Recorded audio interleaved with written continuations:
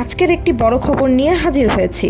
যদি আপনি চলচ্চিত্র, সিরিজ, কার্টুন কিংবা ডকুমেন্টারি প্রেমিক হন, তাহলে এই দুর্দান্ত খবরটি আপনার জন্য। ওয়ার্নার ব্রাদার্স ডিসকভারি ঘোষণা করেছে যে তাদের streaming platform HBO Max 15 October 2025 থেকে সরাসরি বাংলাদেশে চালু হবে। এই ঘোষণার সঙ্গে তারা বলেছে, শুধু বাংলাদেশেই নয়, একই দিনে এশিয়া প্যাসিফিক অঞ্চলের আরও কিছু দেশে যেমন Brunei, Cambodia, Laos, Macau, Mongolia, Pakistan এবং শ্রীলঙ্কায় HBO Max তাদের সরাসরি পরিষেবা শুরু করবে। বাংলাদেশে এই প্ল্যাটফর্ম আনছে বিপুল বিনোদন।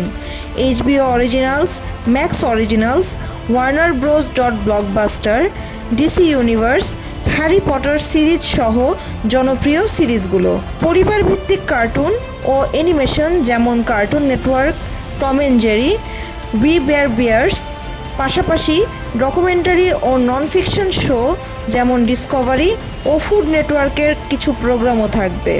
এছাড়া পরিষেবাটি মাল্টি ডিভাইস সমর্থন করবে।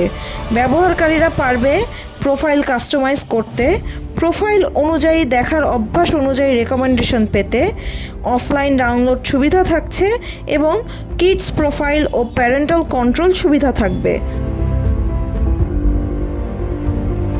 এই সিদ্ধান্ত বাংলাদেশের OTT বাজারকে নতুন পর্যায়ে নিয়ে যাবে।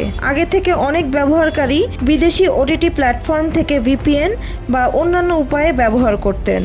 এখন সরাসরি পরিষেবা শুরু করলে কন্টেন্ট অ্যাক্সেস এবং গুণগত মানের নিশ্চয়তা বাড়বে।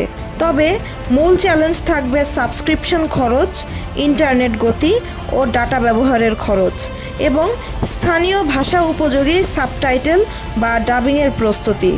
এছাড়া সাম্প্রতিক সময়ে OTT ব্যবহারকারীদের স্বাভাবিকভাবে চাহিদা বেশ বাড়ছে। তবে নিয়মিত ও বৈচিত্র্যময় কন্টেন্ট প্রদান করা উচিত হবে সফলতার জন্য। 15 অক্টোবর এই দিনটি দেখতে হবে একটি নতুন পর্যায়ের সূচনা হিসেবে।